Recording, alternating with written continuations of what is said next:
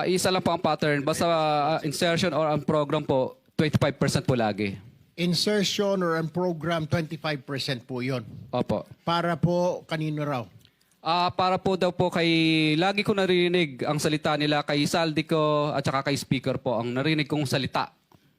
Ang budget ng Pilipinas ay hawak lang ng dalawang tao. Hawak lang siya ni Congressman Zaldico at ni Congressman Martin Romualdez. Mabuhay Pilipinas at mabuhay kayo. Sa video ito, palike naman at ito ay laking tulong sa aming content creator. At tunghayan natin ang mga susunod na pangyayari. Bago ka pa lang sa aking channel, huwag kalimutang mag-subscribe, like at hit the notification para laging updated sa sunod nating in-upload na mga videos. So kung kayo po ang dumating, representative lang kayo, sana meron kayong dala-dala na dokumento na kayo ay makapagsasalita in their behalf na ang sasabihin nyo will bind the company. Okay din sa amin yun. Pero kung wala kayong ganon, pasensya na po, ang kailangan dito talaga ay yung may-ari na talagang sasagot sa mga tanong namin. There's a motion to issue warrant of arrest to those invited resource persons. And the second, the motion is adopted. May I move to cite in contempt all these absent invitees so that warrants can be issued against them, Mr. President, Mr. Chairman? Makipagtulungan na kayo. Sa tingin namin, kayo naman ang hindi most guilty eh. So siguro pwede nating pag-usapan na sa ngayon, iniisip namin, baka para lang maingganyo kayo makipag-cooperate. Sabihin na natin, wala mo ng criminal prosecution. Kasi po, plunder lahat ang lalabas nito eh. Bilyon-bilyong piso po ito. Kaya kung sakali po na kayo ay ma-prosecute, puro plunder po ito. Alam namin na mabigat ito. Inaasahan nyo ba na kayo lang ang magdudusa dito? Na kung magturo kayo halimbawa ng mas may malalaking pananagutan dito, sino sa DPWH ang may kagagawa nito? Ituro po ninyo. Sino po sa mga funders, sino po mga politiko na may kagagawa nito? Ituro po ninyo. Kayo ang magiging liability nyo lang, siguro civil damages. Kung papayag kayo, you indemnify the government. Ibalik nyo yung pera na nawala. Post ng mga bans para hindi kayo masyadong masaktan. Kung matutukoy pa ninyo kung sino-sino yung mga yan sa tulong ng Insurance Commission. Ibig ko sabihin, para hindi kayo ang magigitin lang ng leeg, magturo na kayo. Yan po yung gusto namin mangyari rito. Bagamat meron pong nagbigay na ng mga feelers, ngunit hindi namin alam kung paano namin kayo matutulungan hanggat hindi po kayo magsasabi talaga. Meron po talagang sumulat sa amin na nagsasabi na gusto na nilang magtapat, ngunit ang sabi nila, nanganganib po ang buhay namin at buhay ng aming pamilya. You are the chairman. You cannot answer for that, Engineer Daca. You come in with very strong credentials. As a matter of fact, friends of mine have been calling me, telling me that you are a man of honesty and integrity. Why are you pointing to your executive director? Kailan po kayo unang nagkaroon ng kumita ng bilyon sa construction industry? Anong taon po yun? Bilyon po. Opo. Kwento narinig po namin sa television, sinasabi nyo sa interview nyo dahil tinanong kayo kung anong naging gateway para gumanda ang buhay nyo. Sabi nyo kayo hindi naman nakakaangat nung araw. At tapos sabi ninyo ay noong DPWH na kami. Yun po yung sagot ninyo eh. So, at tinanong kung magkano at sabi nyo bilyon. Kailan Gustuhin, may pamamaraan. It says in Section 29, Republic Act number 4566, pwede po kayo mag-imbestiga at gumawa po ng aksyon, suspension, revocation of license kung meron po mga report. Tama po? Yes, Your Honor. All right. So, nasa inyong kamay kung pwede niyong i-revoke. Hindi po ba kayo nag-iimbestiga na maaring yung ilang mga tao ninyo ay naareglo at nababayaran kaya bigay na lang na lisensya? Take the case po dito sa Diskaya. 3 na po ang kumpanya, isa lang may-ari. Pag na blacklisted, apply. So ibig sabihin po ba kung may kumpanya ako, mabablacklist, gagamit lang ako ng ibang pangalan, mag-a-apply ako, pwede na naman. And then I can apply again, same project or same agency, kahit na blacklist ako ng DPWH. Ganun po ba? You tell me.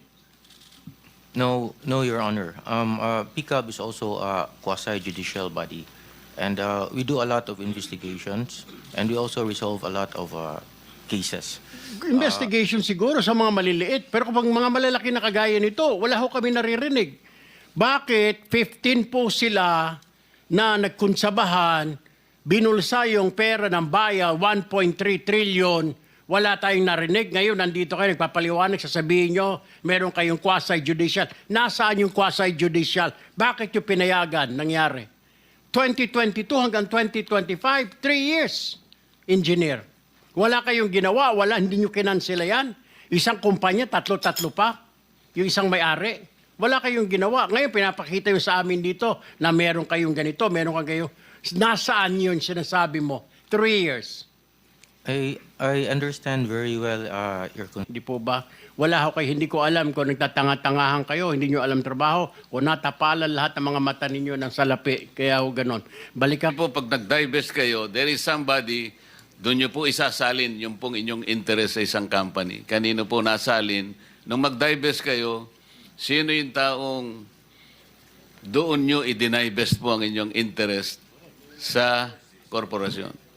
Kay Maria Roma ko binigay po yung aking Sino siya? shares. Kamag-anak mo? She's the niece of my husband. Kamag-anak mo pa rin. Kayo pa rin. Kayo pa rin yan. 2012. Pag-usapan muna natin yung 2022 hanggang 2025. Ilan na po yung naging projects nyo sa DPWH? Marami na po. Ilan nga? I don't have Mahigit the figure. 400? Mahigit 500? Within the span of 3 years. I don't have the figures po. Estimate lang po, ballpark Give me a figure. ballpark figure. Siguro po mga 400 ganun. I'm not Siguro. I'm really not sure. Okay. I don't have the figures with me. Sa loob, sa bawat taon, ilang bidding ang sinasalihan mo? Marami po kaming sinasalihan na bidding. All flood control projects? No po. Ano pa yung mga projects? Buildings, kalsada, Nationwide or only in Metro Manila? nationwide po. Nationwide. All right. Pero yung bulk ng mga projects na award sa ng DPWH, mostly sa Metro Manila. Am I correct? Hindi po, sa probinsya po. Sa iba-ibang lugar. No, the bulk of your contracts. Here in Metro Manila? No po, outside Metro Manila ang marami. Where outside? Where outside of Metro Manila? We have in Romblon, Cebu, Bohol, Bacolod, Zamboanga. Hindi naman po kami namimili ng lugar. Migos Project? Wala po. Sigurado ka? Opo, Kaya nanood definitely. ka dahil pag meron kami ma-discover na may ghost project, pakukulong kita rito. Minimum totoo. Wala po talaga. Meron ka mga pictures na lahat ng mga proyekto ginawa mo? Yes po, meron po kami. Lahat ng mga 400 projects, meron kang litrato? Yes po. O i-submit mo rito sa committee. Okay po. Okay. Sa mga bidding na sinasalihan mo ng mga kumpanya mo, itong siyam na kumpanya, ilang beses kayo nanalo? At ilang beses, kung natatalo rin kayo sa Actually, bidding, I ilang don't beses kayo have the natatalo? actual figures, pero sa panapanalunan, very minimal lang po talaga, mga 2%. Pero ang dami namin projects po na sinasalihan na bidding. So, sa loob ng isang taon, pag nagbibidding isang kumpanya mo, halimbawa itong yung Alpha Phi Omega, Ilang beses kayo nag-bid sa isang taon at ilang beses kayo nanalo? Madami po kaming sinasali. I really don't have the figures right now, you know, but I if can... you come here, you have to come here prepared. Yes You do po. not come here unprepared. Alam mo, natatanungin ka eh. Ikaw sikat na contractor, papa-interview ka. Oh. You have to come here prepared. Your Honor, I am prepared for the flood control projects that you are mentioning. I have the statistics of how many I bidded and how many I lost and how many I won. Okay. You mentioned it to us right now.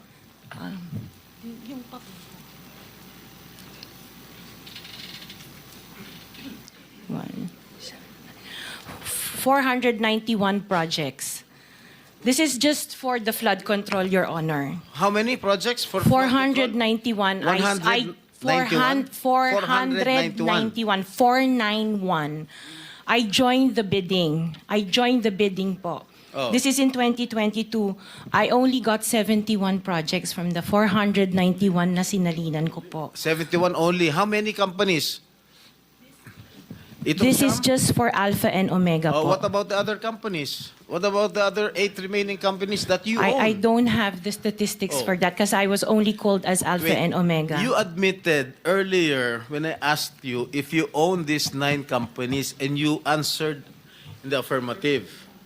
Right now I'm asking you kung ilan yung 71 71 flood control projects na napanalunan ninyo. Now you're only speaking in behalf of Alpha Phi Omega. Eh kanina sinabi mo ikaw may-ari ng Siam. Why can't you answer in behalf of the 8 remaining companies?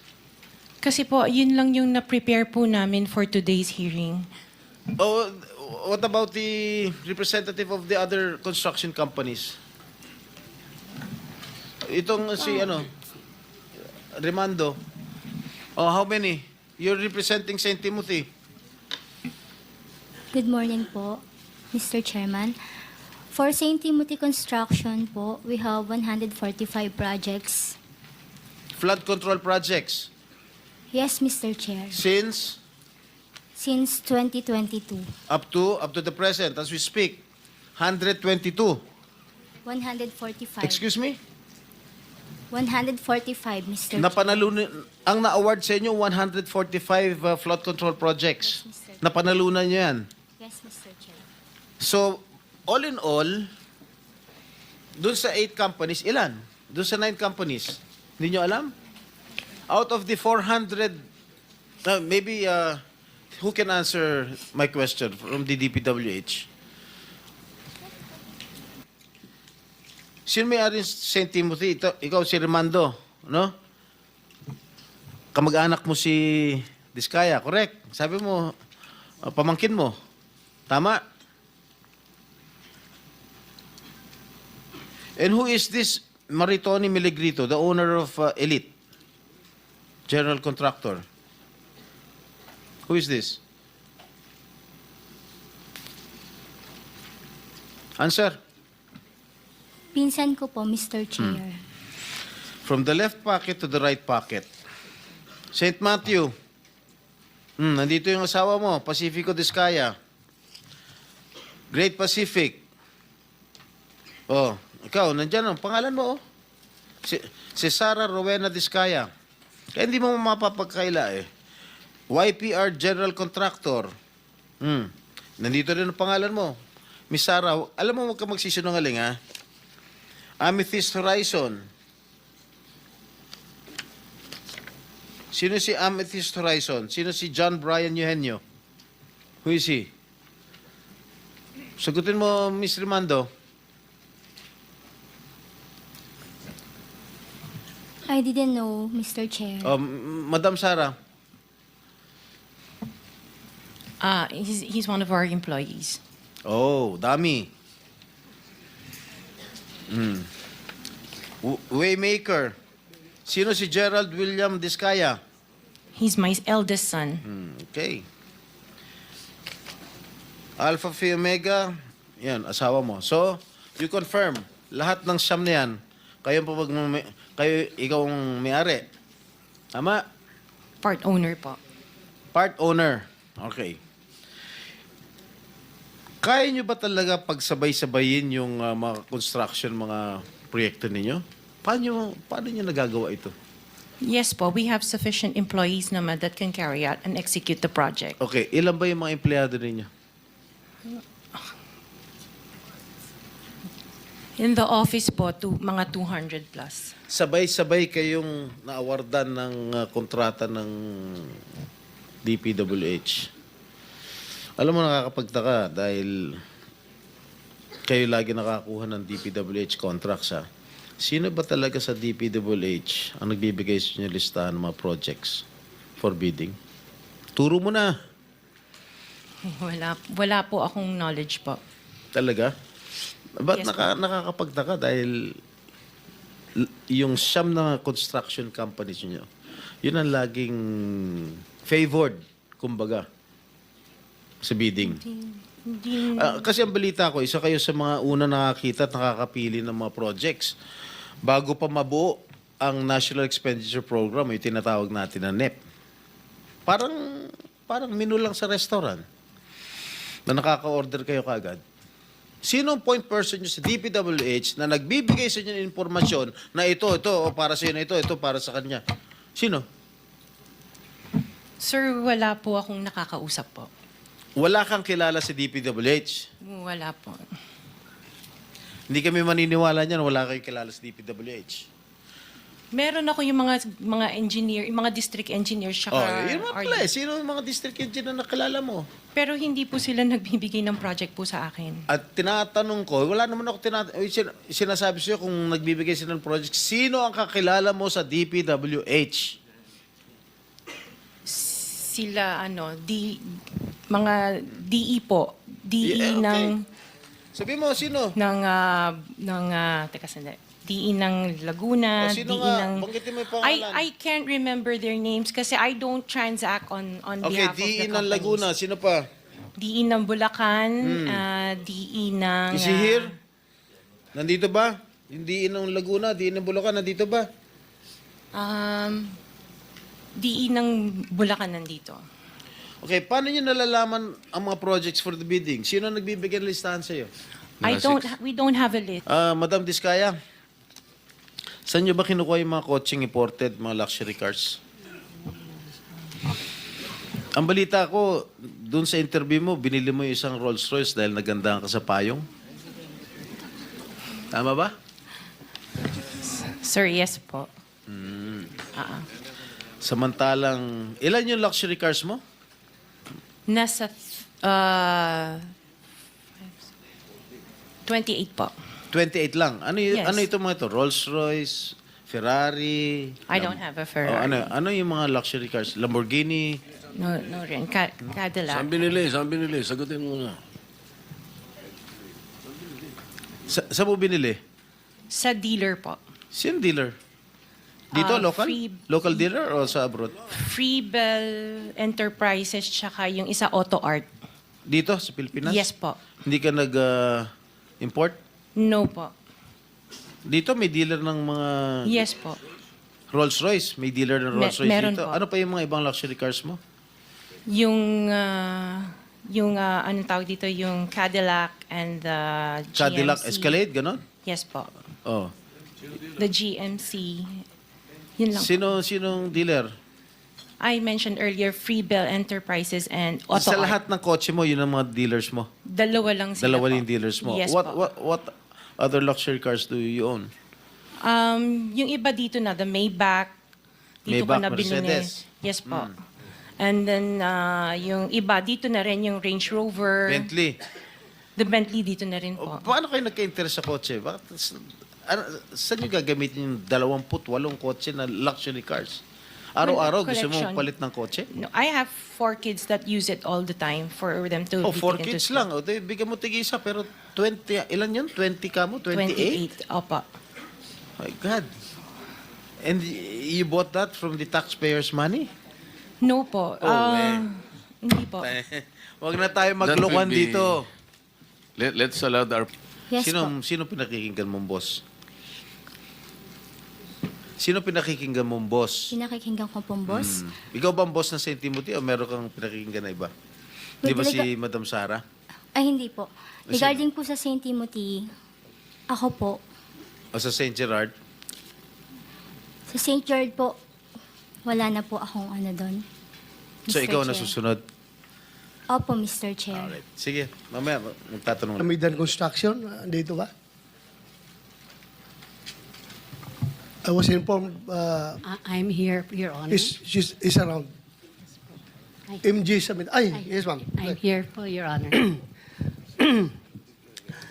Since your registration as a corporation with SAC in 2019, your paid up capital up to now remains 250,000.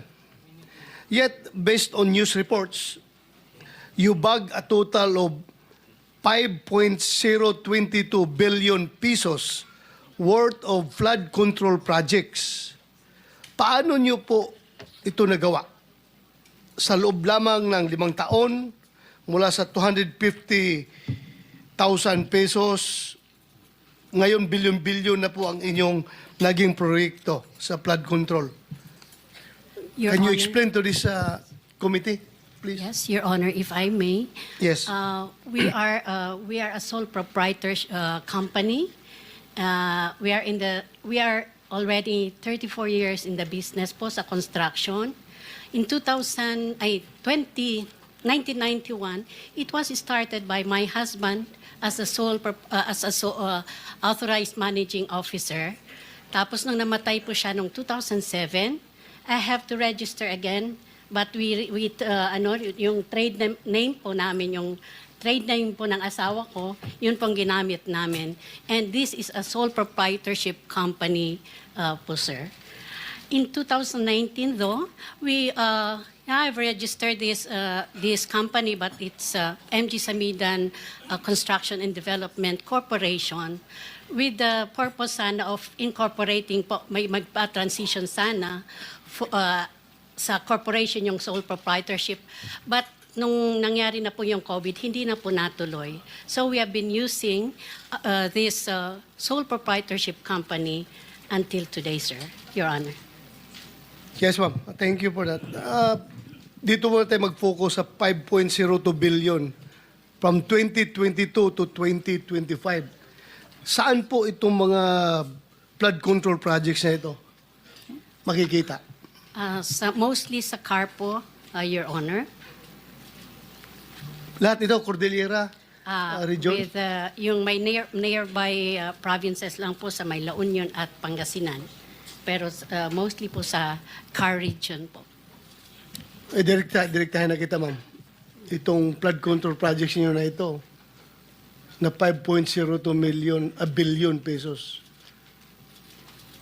Mayroon bang ghost project nito? Wala po, Your Honor. So kung isa-isahin natin yan, puntahan natin from lahat ng ginawa nyo, from 2022 up to 2025, wala talaga tayong ma-identify na ghost project. Wala po, Your Honor. Oh, thank you for that answer. I hope so na wala. Otherwise, kung may makita tayo later on, you are under oath. I suppose you know the consequences. Yes po, Your Honor. Thank you, ma'am. Thank you. What is the category of your license? If I may explain it po. Hindi, anong category nyo ba? General Engineering A. But we are not using the corporation po. We are using the sole proprietorship. The corporation. Yeah, I has think no- that's very clear already. Wala pa kayong lisensya. So ang ginagamit nyo is sole proprietorship. Ang tinatanong namin, ano pong category ng inyong lisensya? It's registered at PICAP as General Engineering A po. A. A po, yes po, Your Honor. So pagka A po kayo, ang allowable range of contract is only 300 million. Tama? Sir, nakakabid po kami according to experience and according po sa sinabi. Doesn't matter kasi merong merong range eh. Yes po. Kapag ka quadruple A ka or triple A up to large B, merong yan eh. That will be 450 billion. Ngayon ang tinatanong kasi Senator Bato sa nakikita ko, Nakakakuha ka ba more than or up to 300 million? Ay, hindi po, Your Honor. Hindi, kasi lalabas ito. Yes, as You are under oath kapag napatunayan na with your category A, nakakuha ka ng more than 300 million, then you will be charged as lying. Baka makontempt ka. So, nakakasiguro ka na hindi ka nakakuha ng 300 million? isang single project po yun, Your Honor. Hindi ba yan ang usapan, Mr. Chair? Yes, sir. For a Category A contractor with an equivalent size range So, of medium B, they can ang bid up sinasabi to niya, 300 hindi siya nakakakuha ng more than 300 million. Tama? Na single project po, Your Honor. Senator, Yeah, ma'am. Just be sure, ma'am, ha? Kasi within a span of 3 years, 5.022 billion. Pag didetalyahin natin yan, baka mamaya may lalabas dyan na more than 300. I'm just cautioning you. kasi pag ang ginawa mo, binrecap mo, ito yung splitting of contract. Halimbawa, 500 million. Ang ginawa mo in cahoots with the DPWH district engineer, 100, 100, 100, o in-split mo yung contract. Then you were able to circumvent the law. So you have to be very careful. Baka sinasabi mo per contract. Oo nga, pero in-split ninyo because malalaman po namin yun eh. In the end, you will be confronted with the reality na nagsinungaling po kayo dito. Kaya sinasabi namin kanina pa, yung totohanan lang. So, wala kayong in-split na contract? Wala po, Your Honor. O sige, tingnan natin. Senator, Yeah, Mr. Chair, according to records, ma'am, you have 58 flood control projects totaling to 5.022 billion. So, siguruhin po ninyo na out of the 58, ha, walang lampas sa 300 doon. Otherwise, ha? help you, madam. Thank you, Your Honor. 2024, ilan po ang flood control projects ninyo? 2024, last year. I'm not aware po sa numbers, but since 20... Hindi po kita matutulungan kung hindi nyo alam. Yeah. 2024, ilan po yung projects ninyo? Lahat? Sa flood control projects po, from 2022 to 2024. Hindi nga 2024 lang para sandali lang tayo. I cannot recall for... I cannot O recall ngayon, po for now. 2025, ilan ang pinoprosecute ninyong flood control projects? Sa ngayon pong 2025, wala pong na-award Wala kayong project ngayon. sa flood control po, Your Honor. 2024, hindi mo ma-recall. Yes, what I prepared is only from 2022 to 2025 that we have 58 flood control projects po, Your Honor. Were you able to execute several projects at the same time? Halimbawa, sa isang taon, 10 ang inyong ginagawa. Pwede ba yon? Yes po, Your Honor. Okay. Sabihin na lang natin 10 ang projects nyo in 2024. Ilan pong technical people ang hawak ninyo to dedicate them sa 10 projects which you are executing all at the same time? We have several people po. I'm not talking about several people. I'm talking about technical people and technical equipment. Each project must have dedicated personnel. We Project A, for example, meron kang 5 na engineers dyan. Iba-iba ang katungkulan yan. Hindi mo pwedeng gamitin yon sa ibang project. Yes po, Your O, Honor. 10 yun. Sabi kanina, inamin mo, there are 10 simultaneous projects being undertaken by your company. Ang ibig mo ang sabihin, kung 5 tao yon, meron ka 50 engineers? May organizational chart po na nakalagay doon. Madam, I'm not talking of the organizational structure. We're talking about your ability to execute 10 projects at the same time. Lalong-lalo na, yung iba nasa Mindanao, yung iba nasa Cebu, yung iba nasa Baguio, isa sa Batangas. You cannot do that. Otherwise, magsisinungaling ka dito. Kasi malalaman po natin ito. Kaya ganito yung pagtatanong namin para makita natin. Kasi kapag sinabi mong you can execute 10 projects in 1 year, kailangan mong magkaroon at the very least 50 engineers. Kasi ang gagawin ninyo, yung nakadedicate sa Project A, yun din ang Project B, Project C. Hindi po pwede yun. Sa kontrata po at sa batas, hindi pwede yun. So kung meron kang 100 engineers sa pool mo, babayaran mo lang ba ng 100,000 ng isang... You will have an overhead of about 10 million per month. Hindi kakayanin ng isang kumpanya yun. So lilitaw po at lilitaw. Yun po yung tinatanong ni Senator Bato. Sir, Andito bang COA? Sinong COA representative? Morning po, Your Honor. Yes, ma'am. This is on ghost projects already paid. BIR Commissioner Romeo Lumagi Jr. said contractors found guilty of under-declaration or evading taxes will not be issued updated tax clearances, effectively disqualifying them from future government projects and suspending settlement of their current contracts. He addressed reports on ghost flood control projects, which the government had fully paid for and declared as completed, but which, upon subsequent verification and validation, were discovered to have never been actually constructed or physically undertaken. Malinaw na sa BIR report na ito na may mga proyektong fully paid pero hindi naman ginawa. Paano nakakalusot ito sa inyong post-audit at bakit hindi kaagad nakikita bago ma-release ang final payment? Can you respond to that, Mr. Chair? Your Honor, the audit team or the audit teams under the DPWH has already issued notices of disallowances based on the absence or non-submission of the disbursement vouchers and doon din po sa mga may technical deficiencies noted by the audit teams po. Yun nga. Itong mga project na ito nga, na verified, validated, na ghost projects talaga, hindi ginawa. So ano nga ang papel ng COA dito? Hindi ninyo ito nakita. Sabi mo, granting na post-audit ginawa ninyo. Yes po. Pero ito fully paid na eh.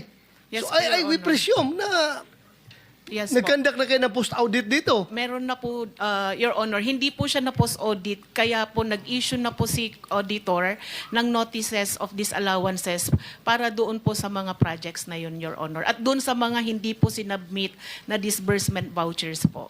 are you happy with her answer, Senator Bato?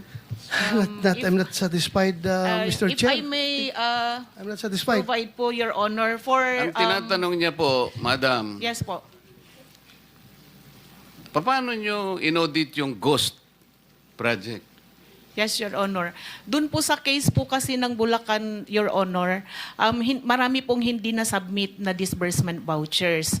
So, hindi naman, kahit several... Ang ibig nyo sabihin, nagdidepende lang kayo sa mga papeles, sa dokumento? hindi po, Your Honor. Kaya nga po, dahil hindi po sila nakapag-submit, nag-issue na po ang audit teams ng notices of disallowance. Hindi Kayo, mahirap, Mr. Chair, mahirap na puro lang tayo notice of disallowance na klarong-klaro na ito na ghost project. Yes, Your Honor.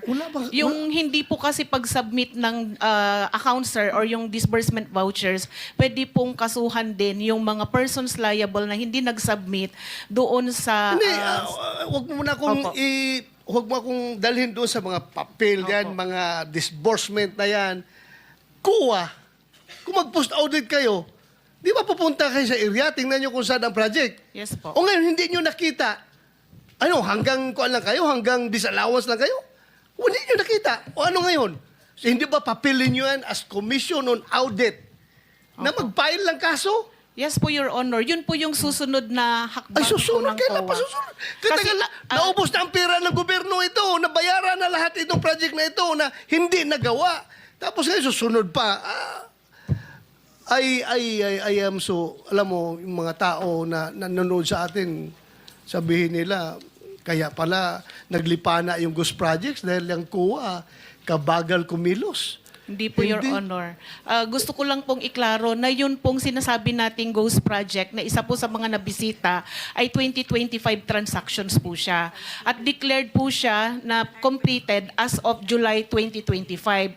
Yun pong disbursement vouchers po niya ay hindi pa po due for submission noong August po na unang hearing natin. Kailan ninyo mapapailan na kaso ito? Because the people are impatient. The people are impatient with all this corruption na Yes, nangyari. Your Honor. Kailan nyo ipapile? Can you give us a... Ganito po siya, definite Your Honor. answer? Opo. Ganito po siya. Di ba po kasama po siya doon sa ating special audit. Sa ngayon po, fina-finalize po yung audit highlights natin sa special audit. Doon po sa audit highlights... Alam mo, yung Yes, Your Honor. mga tao Opo. nakikinig sa atin Yes ngayon, po. hindi pasok sa utak nila yung special, regular audit or what. Yes po. Ang tanong ko sa iyo, kailan nyo tumapailan ng kaso? The soonest possible time po, Your Honor. What is the soonest time? Dahil i-issue po ngayon yung ating... Kaya, what is the soonest time? Estimate. this month po, Your Honor. This month. Opo. Mapailan nyo ito ng kaso? Opo. Ngayon, sino ang pwede nyo papailan ng kaso? Sir, based po doon sa audit, sir, yung mga... yung mga persons liable po, pwede pong management officials ng DPWH at ganun din po yung mga contractors po. Mr. Chair. So this... Yung fraud audit po, ang result po ng kanyang, or report po na lalabas ay yung pong audit highlights po natin. The audit highlights would contain the significant or yung key takeaways po doon sa ating fraud audit, wherein the nature of the alleged fraud and the persons liable at saka yung mga gathered po na evidence ang lalamanin po ng ating highlights. Kailangan po ng due process, sir, kailangan po munang ipareceive doon sa mga persons liable para po mag-comment po sila at magbigay din po ng kanilang panig. Yes, now I understand. Okay? So, si Senator Bato, tinatanong niya yun, dun sa audit highlights, dun makikita yung nature ng alleged fraud, yung evidence gathered, and the parties involved. Am I correct? So, matatapos na po yan. Mr. Chairman, if I may respectfully move that we subpoena itong binabanggit ng ating guest from COA, yung matatapos nila na fraud highlights, immediately i-furnish ng copy itong Blue Ribbon committee, even, Mr. Chairman, even while awaiting the response of the respondents. And also, once they responded, Mr. Chairman, we'd also like to subpoena the copies of the responses of the respondents as soon as they are submitted to COA. I so move, Mr. Chair. Bilang respeto sa mga kasamahan ko, they were allowed na one to sawa. Dapat maging fair ka, Mr. Chair. Pag sinabi mong 2 questions, 2 minutes talaga, you have to stick with it. You're not being fair, Mr. Chair. I am fair kasi nandito ka sa... No, kasi nung last time, sabi mo sa akin, 2 questions lamang. Sabi mo 1 question. Sabi ko, tinitipid mo ako, sabi mo 2 questions. And now, pinapayagan mo kahit na ilang questions. Be fair, Mr. Chair. Teka muna, bago tayo magkaroon ng impression na walang fair dito, noon, sinabi ko na in the earliest statement na nag-uumpisa tayo noon at kinakailangan nating mabakate ang plenary at exactly 2:15, kaya tayo nagmadali. Kaya naman sabi ko sa inyo, pasensya na muna. Ngayon, sa dami lang, paano nyong inaudit yung ghost? Bago po bayaran ng COA yan, pipirma ang resident auditor. Pati yung area auditor ninyo, meron kayong area director eh. Ibig nyo sabihin na bayaran ito nung walang pumirma na auditor? Your Honor, ganito po yung procedure natin. Wala na po tayong pre-audit, kaya po ang nagbabayad ay ang pumipirma na lang po. Wala akong pakialam sa pre-audit. I'm not asking you about the pre-audit. Meron kayong post-audit eh. Yes, Your Ito Honor. nangyari, ghost project eh. Opo. Tapos na tapos pero walang nangyari. Ang tinatanong namin sa iyo, sino ang pumirma? Bago mapirmahan yun, merong certificate of acceptance, merong certificate of completion, pipirma ang resident auditor. Hindi po pipirma ang resident Anong gagawin ng auditor, Your COA? Honor. Post-audit nga lang po. Kaya po... Ano nga yung post-audit? In your charter, Opo. magkaintindihan tayo. Ito yung inyong charter, sample of services listed in COA Citizens Charter. Financial audit, performance audit, compliance audit, fraud audit, special audit, notice of disallowance, notice of charge, notice of suspension. Among this, alin ang aakma doon sa performance ng contract? Opo. Nasaan kayo? Papasok po siya sa compliance, sir. Sus Mariosep, Opo. wala nga ang compliance eh. Ganito po, Your Honor, marami pong observation ng mga auditors natin pagdating po sa compliance nila sa procurement. Sinong mag-a-avail ng compliance? Hindi Sino pa- yung auditee? DPWH po sa case po natin ngayon, Your Honor. So anong nangyari?